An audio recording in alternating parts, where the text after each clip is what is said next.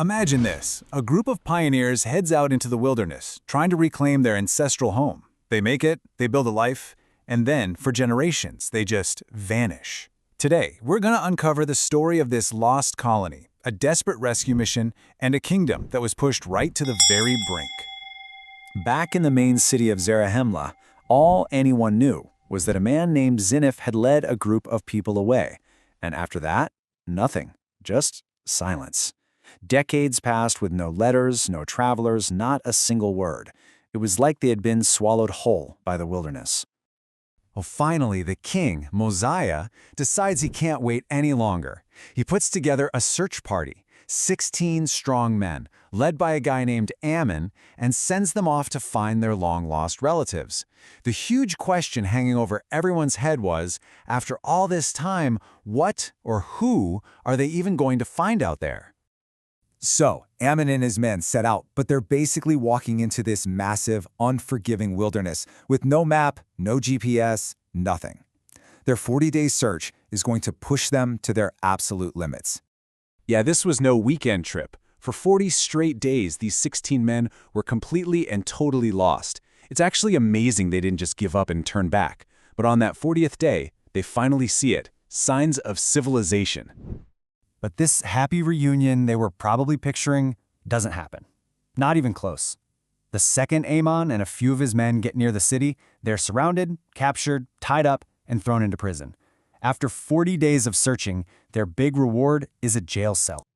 So from inside a dark prison, the mystery of the lost colony is finally about to be solved. But the truth? Well, it's a whole lot darker than they ever could have imagined. After 2 days, they get dragged before the king. And get this, he's a man named Limhi, the grandson of Ziniph himself. When Ammon explains he's from Zarahemla and that they've been sent to find them, King Limhi is just filled with joy. I mean, this is the first contact they've had with the outside world in generations. But that joy just vanishes in an instant. King Limhi drops this devastating bombshell. They're not some thriving, independent kingdom. They're slaves. They're in bondage to the Lamanites, their sworn enemies, and they're being crushed by taxes that are impossible to bear. So this is the real mystery, right? They found them, but how on earth did things get this bad? How does a hopeful group of pioneers, led by a strong guy like Zenith, end up in complete subjugation? To understand that, we have to rewind the clock. Their fall from grace is really a classic story. It's about generational decay, about how a son can inherit everything from his father and then just throw it all away. And right here, this is the heart of the problem. First, you have Zenith. Okay, maybe a little overzealous, but he was a fighter. He defended his people.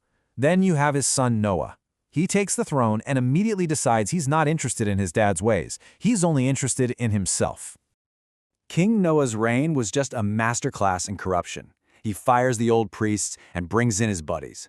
He hits the people with an insane tax, 1/5 of everything they owned. Not for defense or infrastructure, but to build himself fancy palaces and to fund his riotous living. He led the entire kingdom into wickedness. But into all this darkness, a single voice of warning rings out. A prophet who dared to stand up to a corrupt king and tell him the truth. His name was Abinadi. And Abinadi did not mince words. He came with a direct message from God. Repent, or you will be handed over to your enemies and you will be put into bondage. The exact situation King Limhi's people are now in, it was prophesied years earlier.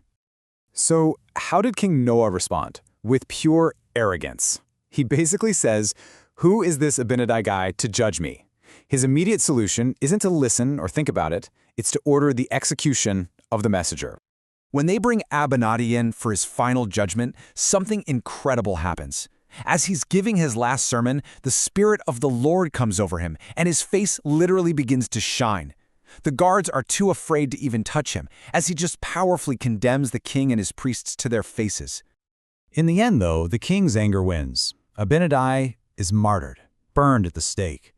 But his mission was not a failure, because his powerful words converted one of Noah's own priests, a young man named Alma.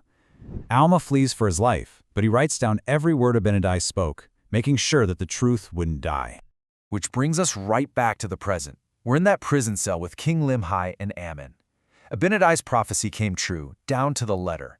But now, with Ammon's arrival, there's a new feeling in the air. For the first time in a long time, there's hope. The people have suffered. They've been humbled. They finally get the consequences of what happened under King Noah. And now, with a guide who actually knows the way home to Zarahemla, they have one single, solitary goal: escape. But how? It seems totally impossible. The city is surrounded by Lamanite guards. How in the world can you sneak thousands of people, men, women, children, and all their animals, out of a guarded city without being seen?